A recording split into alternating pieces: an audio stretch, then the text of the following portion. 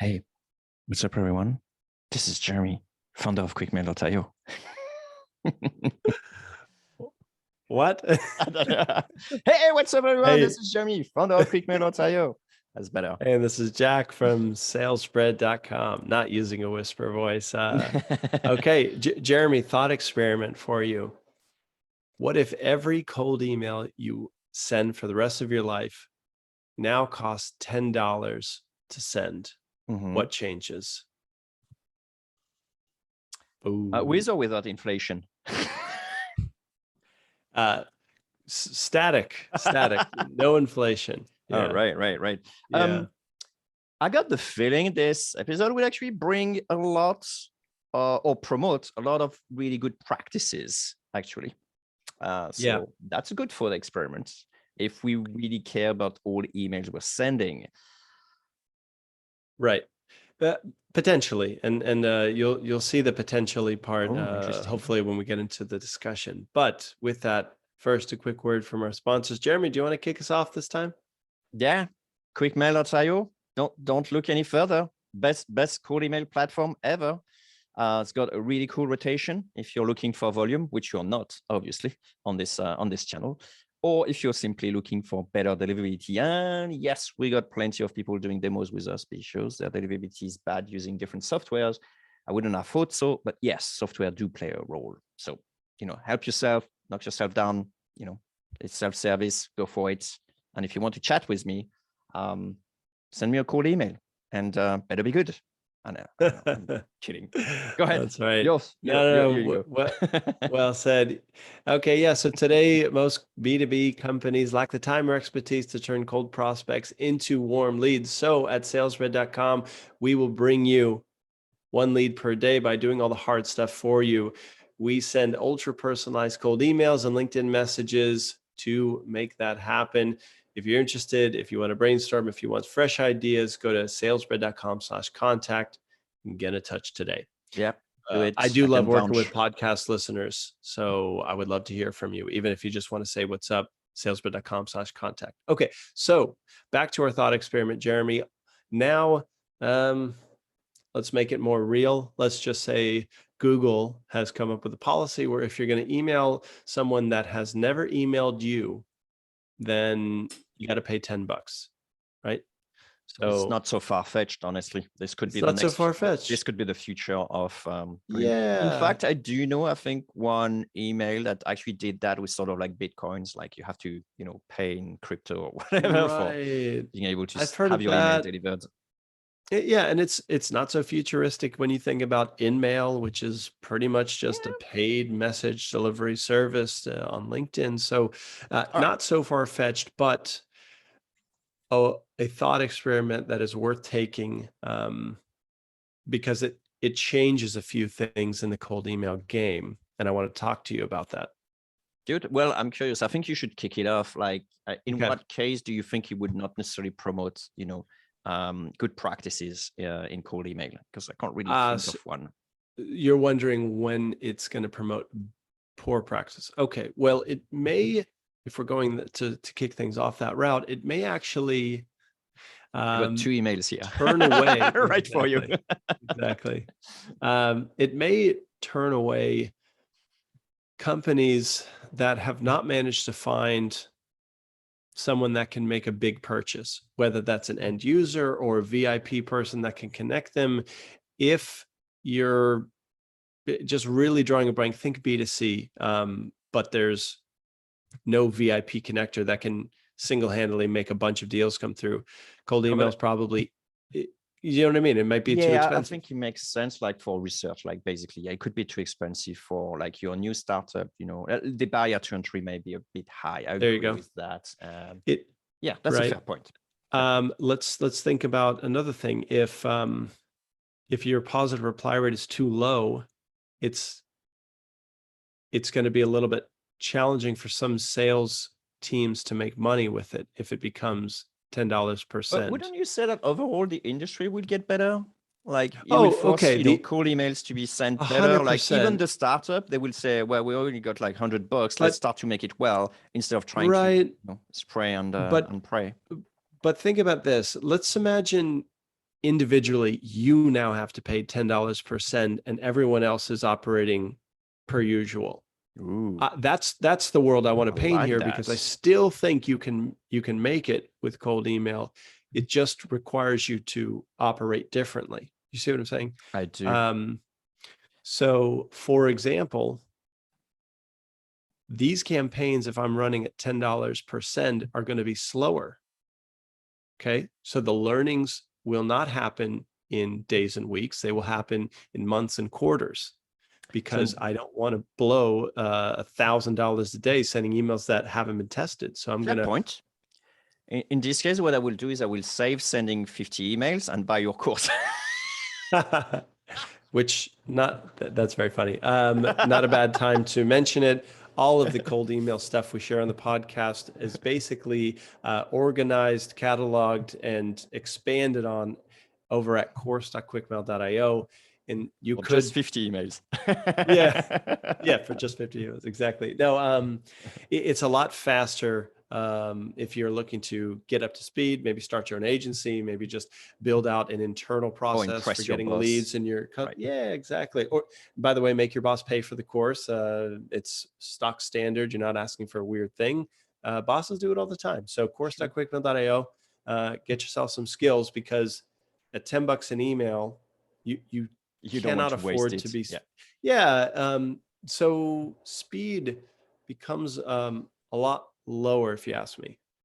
Yeah, that's true. The learning will be much slower. Yeah. That's why I thought of the course. And by the way, right now, you could send 100 emails one week, even if you're brand new to it. 100 emails one week, 100 emails the next, figure out which one worked better, and keep Won't break the adjusting. bank.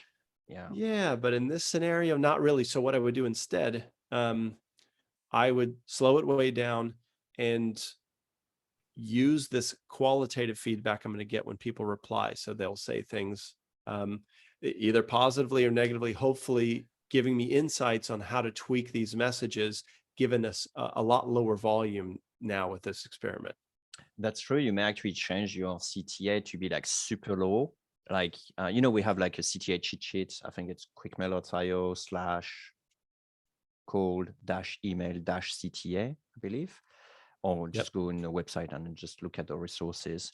I believe you could actually go for the very low commitment, so therefore you will have like more reply, and then it will start from here, right? That's one thing definitely you could consider. That's a good point. So let me expand on this. So I would shift from using cold email to generate sales. Essentially, I'm going to start using cold email to start building relationships first and foremost, and that's almost it. Especially in the beginning, while I'm still honing this pitch, I'm going to go for the thing that is most likely to get my foot in the door, even if it's a couple steps away from an actual sales conversation. What do you think about that? Yeah, I think it's I mean, this is definitely a great idea, because your mindset is going to be more on the learning side. So definitely the more people who reply, the more learning you're going to get.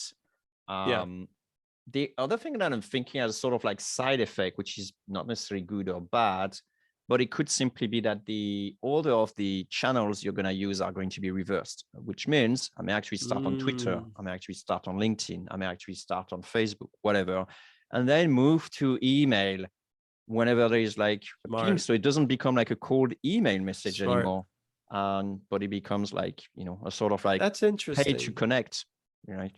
Yeah. So if I think about like a practical analogy, I think voice or like a voice step would be the equivalent to a $10 cold email. Like to do cold calling, it costs clearly more money than sending cold emails.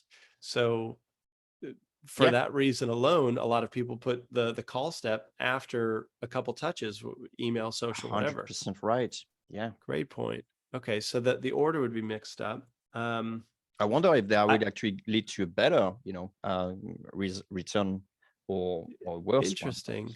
Obviously, you put that later on your campaign. That's cool. Yeah, and you may also be encouraged to warm up your list with advertisements. Oh, I got this one too. Oh, yes. you do. But in the other way, actually, I got that if they don't reply, then you hit them with, ads.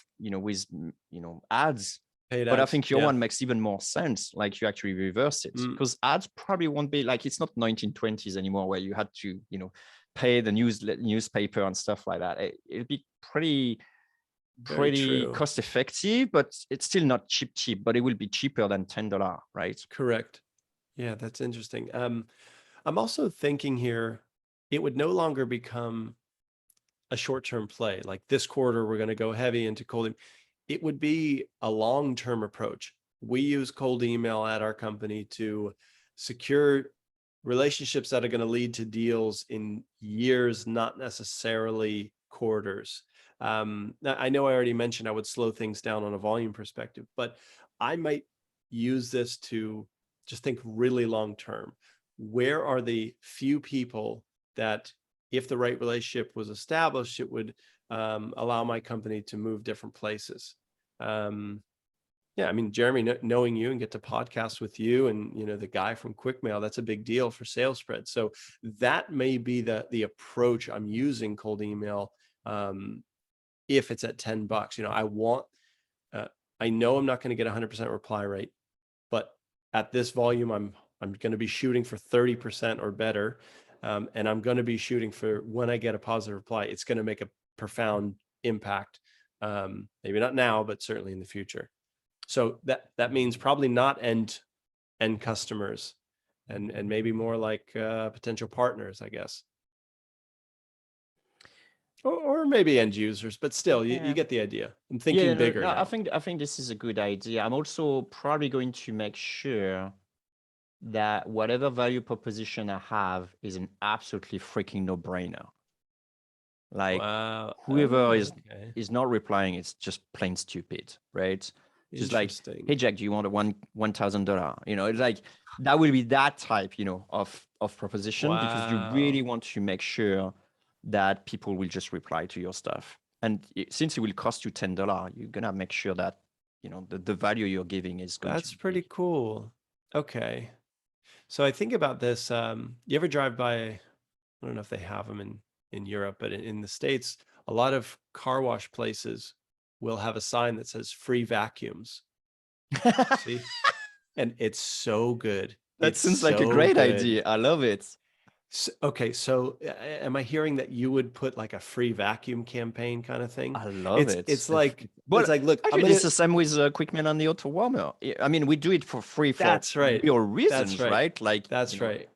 The more people on the auto warmer, the better it is for everyone. And we don't want people to have to think like, should I pay to the network effect? The network effect one, but also like people, working on QuickMail. I don't want them to think like, should I pay to get good deliverability? No, it should be included. So you don't have to think about or make a trade-off between the two. So that's a great example. I love that. Yeah. That gets that's cool. So you would be making it really hard not to reply to that, packing a lot more value. Okay, now let's talk. We haven't mentioned personalization, but at $10 an email, I'm gonna triple the amount of personalization that I'm gonna put in. Yeah, I was thinking the same. Of course, better. Yeah, we have to. So I'm thinking intro, PS, and then probably something cool in the middle where it's like referencing a competitor or talking about their product, or something even better to just hyper personalize that whole thing. And then sorry, go ahead. And then I may experiment with adding a video link. I don't know, but that's what you need to think about to make money at $10 an email. I think even like one step further will be like, I will only make sure that everyone I contact has been referenced by one of our, customers or something like that. So it's a referral, right? Referral only for this channel, for example, because, and in fact, referral campaigns are always doing super well. So that could just be like my baselines, like no emails unless it is, and then you CC eventually the other person and say, hi, hey, Sam, Jack recommended. Love that. That's like what we were talking about in our last episode, where, well, potentially our last episode, who knows? Depends if we scramble things around, right?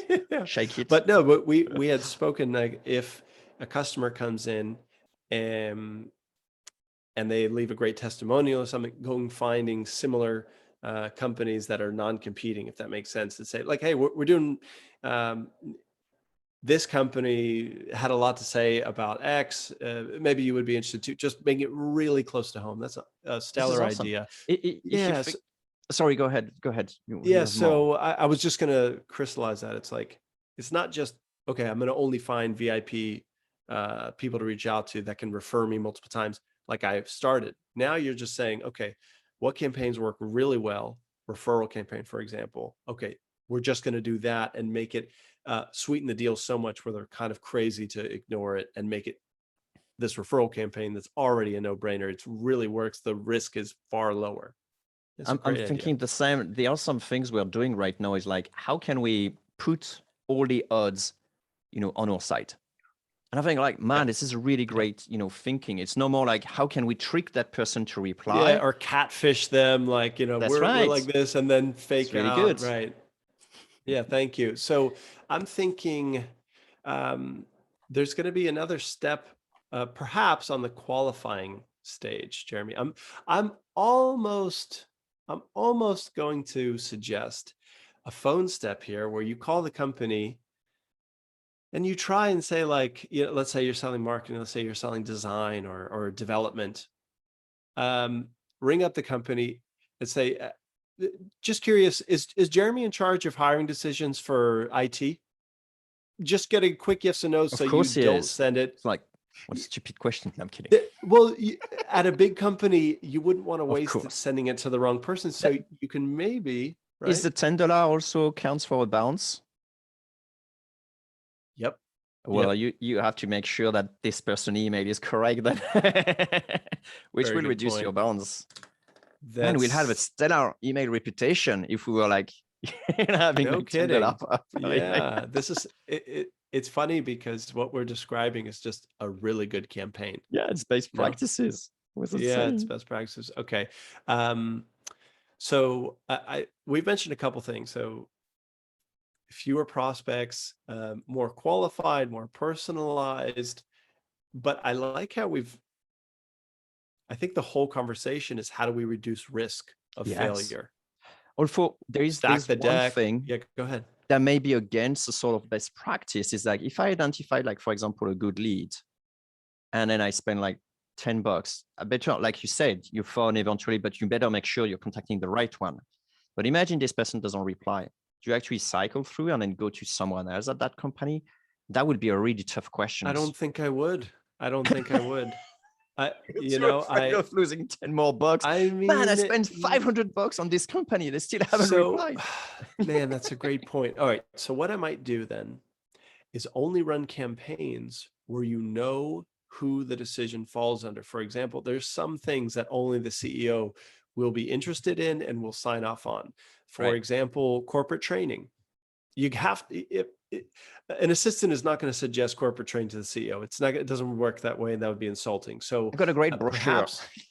Yeah, you go to Colorado and yeah. So maybe you just run campaigns where you're, again, not only certain that it's appealing, the value's there, but that you also have a really strong match rate with the person at that company. And that you're on the right track because you get fewer and fewer internal referrals. Does that make sense?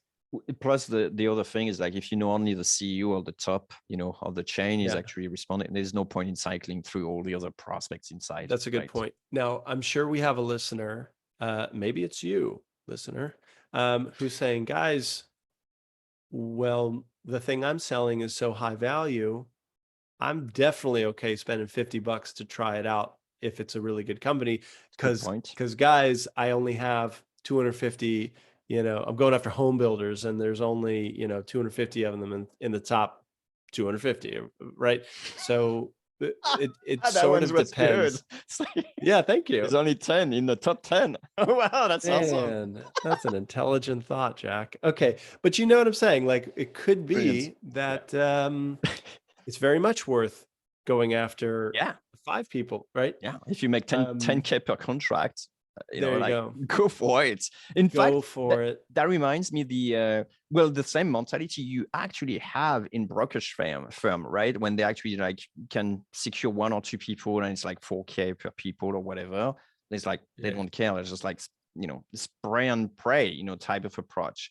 And I think that wouldn't Mhm. necessarily change if we put a $10, like, as long as, this is a high contract, As long as it kept working. you may come back yet to this one, of course, as long as there is return on investment. Man, that's a really good point, Jeremy, because I know this works with Can I buying just traffic. carry Yeah, on yeah, this go ahead. thought? Because that Please. means what we're saying right now is like the $10, even for there is no sort of like $10, per emails, for the product that are really low in value, like, a $5 product or $9 product, they pretty much face exactly what we're saying, right? Hmm. They need to do the same thing. Eliminate risk. Exactly. Because in Um, this case, they can't afford like sending like, tons of emails, wasting their email reputation and so on for, right. $4 or $5. They won't So even true. save, So their true. subscription of a tool. Yeah, I'll add another idea here. I may try and rely on third-party data to like intent data to help me figure out Signals. which prospects are already interested in this to again reduce my risk.